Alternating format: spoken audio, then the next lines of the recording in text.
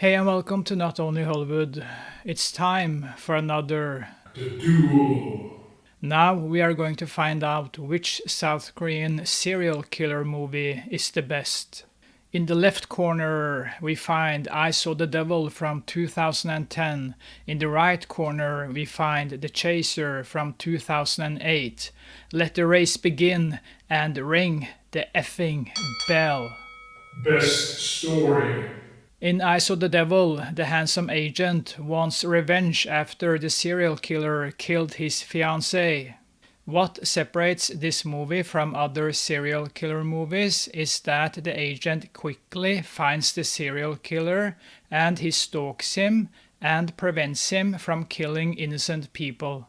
The hunter becomes the hunted, which makes I Saw the Devil a weird and cool experience. In The Chaser, a pimp is trying to protect his sex workers since there's a serial killer who kills sex workers. One of his sex workers is missing, and she's a mother to a young girl that the pimp has to take care of, while he's trying to find the serial killer and the mother of the girl. The race is on, and what a race it is! Come on, the pimp has to drag around a young girl with him who wants her mom back. Even if I'm a hard man. Okay, not that hard. You can't beat that. And when the clock is ticking, the chaser offers the most engaging and suspenseful experience since every second counts. The first point goes to the chaser. Best Villain. The villain in The Chaser feels more human and evil, while the villain in I Saw the Devil feels more like a cartoon villain.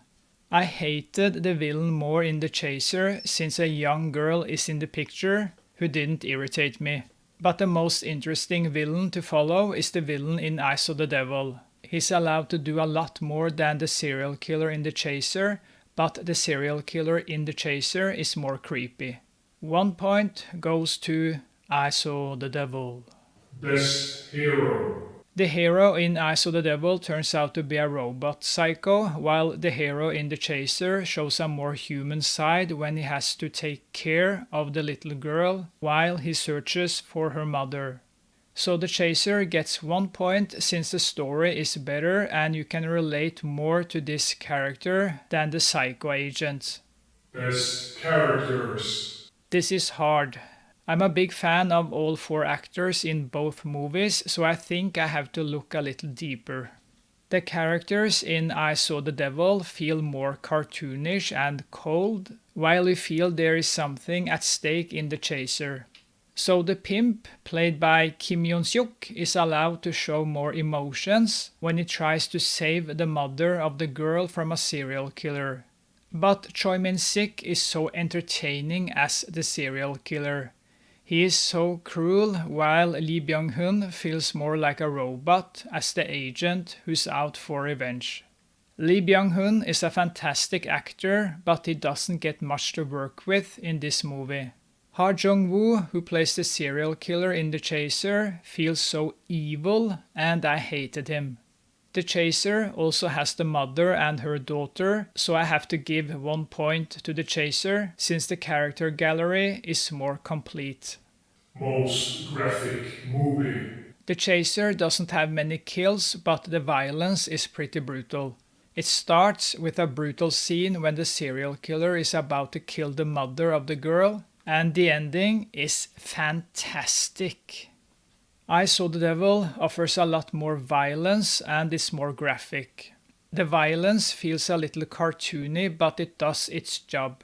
My favorite movie director, Kim Ji-woon, is a master with a camera, and the taxi scene is a classic when the serial killer has to kill 2 people. So 1 point goes to I Saw the Devil. Don't look at me, I'm just white. Best Ending. The ending in I Saw the Devil is pretty good, but not as good as the ending in The Chaser. The ending in The Chaser is just in another league that will get an emotional reaction out of you.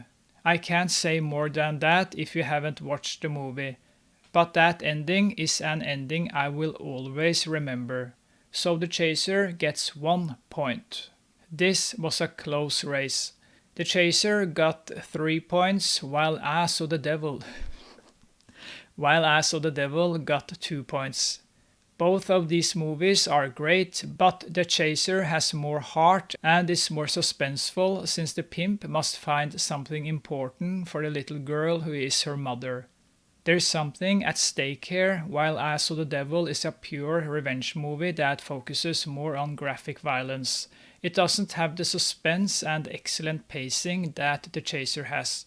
But you should watch both of these movies if you like quality movies that Hollywood can't replicate.